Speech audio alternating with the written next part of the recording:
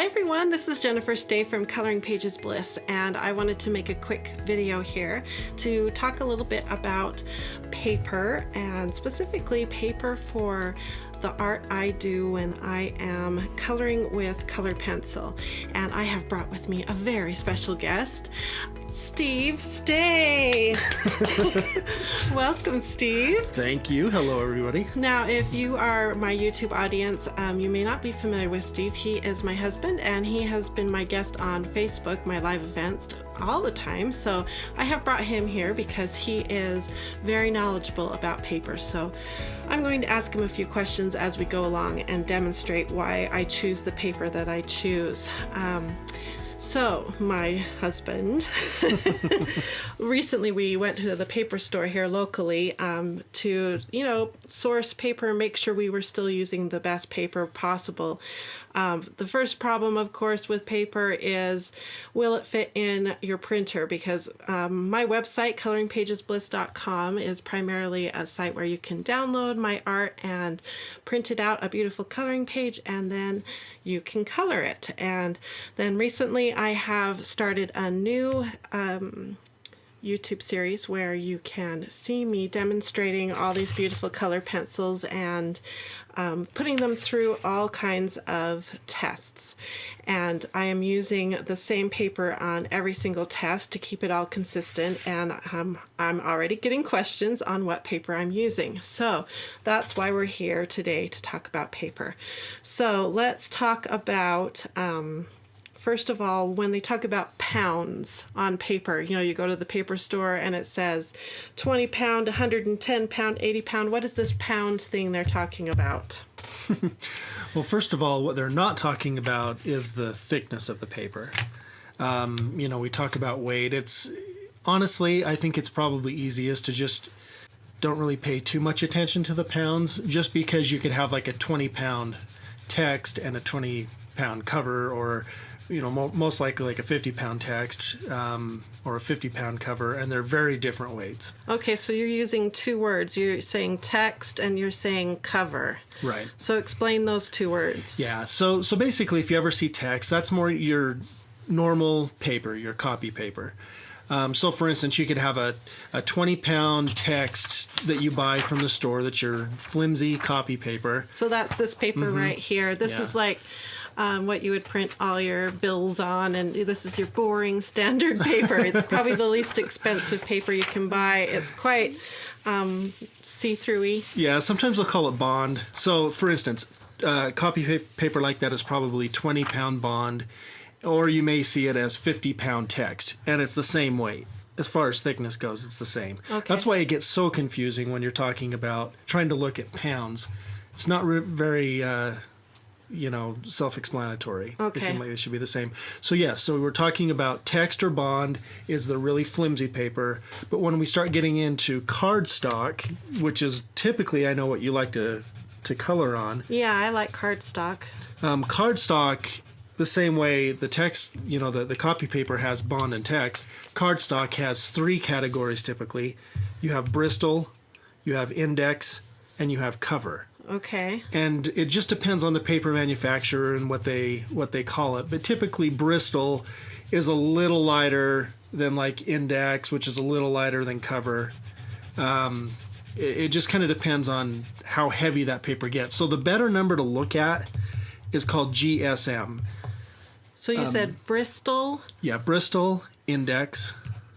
Index. You've heard of like index cards. Yeah. Yep. And cover. And cover. Those are all cardstock. Cardstocks. Yep. Okay. So cover is not, I'm going to cross that out. So text is standard copy paper. Right. Bristol, index, and cover is cardstock. Right. Okay. I'm with you. Keep going. Okay. So we're not looking at pounds. We're looking at the GSM number. Okay. Yeah. So it's like grams per square meter. So on the end of the ream, let me show them. When you go to the store, on the end of the ream, there's this fancy label that you're going to see. And it's got all kinds of information. And so here's that pound. LB is pound, 80 pound. And is this the... Yeah, sometimes it'll be GM squared. It's grams per meter squared or grams per square meter. Okay. But it's GM2 or GSM. Same So thing. that's the same one. So this one is 80 pound or 175 GM squared. Yeah. So that's the real number we're looking for. Right. And the reason that's important is because you can match that number up to your printer. Okay. Because the printer that you buy, or if you already have one, you can go look up the specs for that printer. It will list, usually in GSM, what weights it can support. Okay. Without And jamming. This is a really important thing to mention because we are talking about printing out coloring pages here. Your printer is whatever, or if you're going to go to some sort of office store or to your library to print your coloring pages, make sure you contact them and ask them what weight of paper they can manage or on their printer, because you don't want to go invest in paper and then it not work. And that is one issue we ran into. We wanted to buy some of this nice paper and our old printer would not run it. We thought it would because it was a nicer printer and we were sure it would work, and it didn't. So we we just had to. So we did invest in a nicer, not even a nicer printer, but a printer that would work, that would feed through the heavier paper. So this is really important. Make sure your printer will handle the GSM of the paper you're purchasing. Okay, so we have text or standard paper that we're looking. It really doesn't matter the GSM on that because this is going to be wimpier paper. Yeah. But when we get into Bristol index cover or cardstock paper, then we need to be careful of the GSM or GM squared, except it was written like that. The GM squared of the paper. And that's going to tell us if our printer is going to be happy. Okay. Yeah. And most of the time, especially when you get up into the higher GSM papers, you're going to need a printer that has a straight through paper path that doesn't bring it in and curl it up. Right. Some printers, it prints like that. And some printers, which is the kind we purchased, you can open a flap in the back and the paper just shoots straight out the back. And therefore, it doesn't try to bend or manipulate this paper, this heavier paper. It just goes straight out the back, and the feeding wheels and all that don't get as upset, although we still have to sit there and babysit every single page we send through. Okay, so what I'm showing you guys here is kind of what it would look like if you were to color on a standard paper here. You can kind of see this standard copy paper does have a bit of, we're going to use an art word here, which is tooth. And tooth is the art word for texture. And if you were to go in really close with the microscope, you'd actually see that there's little ridges on the paper, and those are the teeth or the texture of the paper.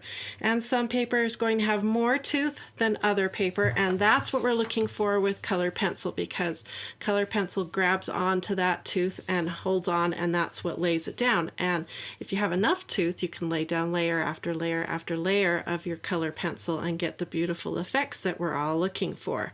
And so to have a perfectly smooth paper for color pencil is not what we're after. We're looking for just enough tooth to grab onto our pencil. So if you look at this nice cardstock here, you can totally see, I'm going to try to hold it really still, that this is a much smoother paper. You can't see the white speckles or the teeth. What happens is the pencil goes across the tops of the tooth of the paper, and you end up seeing the bottom of the ridges, like the valleys of the tooth. And so here we're not seeing the bottom of the ridges. So this is a very smooth paper here, this cardstock. So this is not an ideal paper for color pencil. So I wouldn't go to my paper man and say, give me paper with tooth, because he might not know what I'm talking about. What's the words I would use at my paper store? Usually they refer to it as smooth or vellum. So this paper would be a smooth. Yeah. Okay, so we have smooth and then we have vellum. So tell me the difference between... Okay, so basically when it comes to the texture of the paper, you have two categories. You have smooth paper, and then you'll have a vellum paper. Okay. Smooth is nice and soft and slick, like you're saying. Cardstock here. Vellum is what I know you like to color with colored pencil, and that's because it has tooth. Vellum is the textured paper that has tooth. Okay, so vellum is going to have a tooth to it. Right. Which is what we're after. So now if we move to this next paper, this is what we have discovered is the kind of paper I like to color with. And when you look at the end of the ream again over here now, we should be able to understand what the title of this means. So we know vellum now, he just described, means with texture or with the tooth. And we know that Bristol, from when we talked about the two different weights, Bristol means it's a cover or a cardstock. So they're actually kind of being redundant here, right, Steve? Yeah, it's kind of a slightly lighter cardstock. Okay, so they're trying to be even more descriptive then, right? So we have a vellum, which means textured Bristol or cover cardstock type paper. And then we can come down here and see the weight of the paper and learn more about the size and all of that in the company. So that's how you would read the end of the reams. So this is the kind of paper that we have in the past been using. This is the paper I'm using in the color pencil reviews, the 80 pound, and it barely goes through our printer with the straight shot that we described.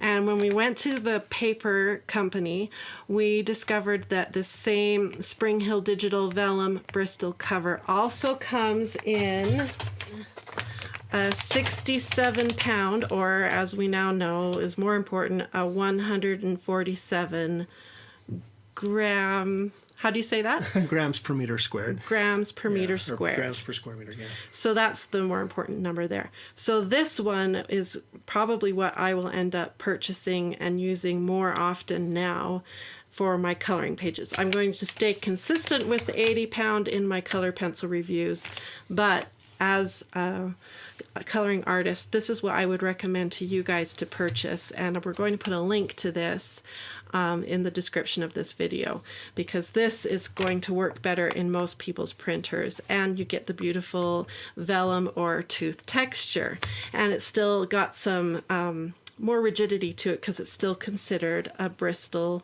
cover or cardstock. Let me show it to you here, and we'll compare textures to what we just colored off here. And just so you know, I'm using a Prismacolor Premier pencil.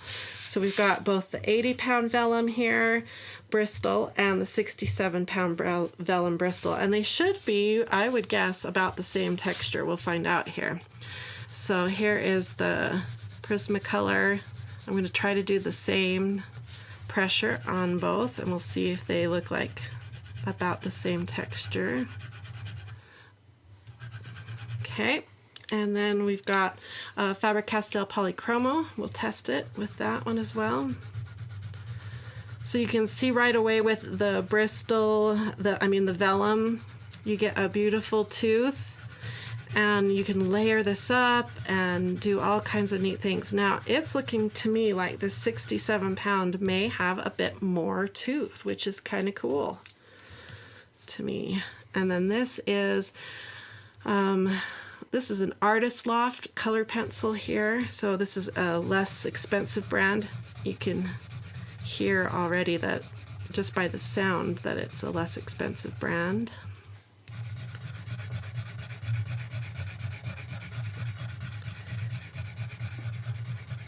Okay, so that's 3 different pencils we've tested off on it, and we'll bring it up and show you the difference that the two have. So either one you purchase, you're going to get great tooth. This one is more rigid than that one, but this one is going to go through your printer better. I think this one's better because it's got a little bit more tooth. So like I said, this is the winner, and this is the one I'll put the link to on our description here. So it's pretty fantastic. And when you start comparing it to the texture we were getting here, This was the Prismacolor pencil here, I believe. Let me just double check. I'll put another swatch right next to it to make sure we're being fair. You can see we get much better texture coverage, and especially when you compare here. Now, if you were coloring with markers, like say your Copics or Tombos or Spectrum Noirs, you want a smooth texture. No, you don't want any kind of vellum, because you'll ruin the tips of your markers. You want to go nice and smooth. So keep that in mind. When you go for texture, you're looking at products like pastels and color pencils that love to grip onto a toothy paper. So keep that in mind. There's still a place and a time for a smooth paper. So on another video, we'll talk about smooth paper because I'm researching smooth papers right now. But I will take a picture of this and we will do a zoom in right now for you so you can kind of see the differences and see how beautiful you get. Much better tooth here. There's still a little tooth here, but you get this really thin, flimsy, see-through-y paper that's not going to stand up to much abuse. You'll easily tear this paper if you try to use anything like a mineral spirits, or if you try to use like a Vaseline or something to do your blending, you're going to have issues with this paper. Trust me, I've had problems. So do you notice a difference with like colorless blenders? Oh yeah, all of that, you're going to have issues with this light paper and it will frustrate you. So if you're having frustrations with your coloring, you might want to look at your paper. That might be the first problem that you're having, and you might want to invest just a little extra money and get a ream of some better paper. Yeah, it's not that expensive. No, it really isn't. And I think the link we give you is through Amazon, right? Right. So it's not that much more money, and I think you get like 250 sheets of it. So it's going to set you up for a long time. A lot of printing of coloring pages there. So check out the link in the description. If you enjoyed this video, make sure you hit like and share it with someone that you think would also like to learn more about paper and the mysteries that are all this terminology. Thank you, Steve, for helping us figure out all this terminology. You're welcome. And we will be doing a follow-up video learning more about papers because there's so much to learn. And we're also going to do hopefully a follow-up video on printers. We might even go visit a store and learn about printers. So thank you very much, you guys, and I hope you have a wonderful, blissful, colorful day. Bye-bye.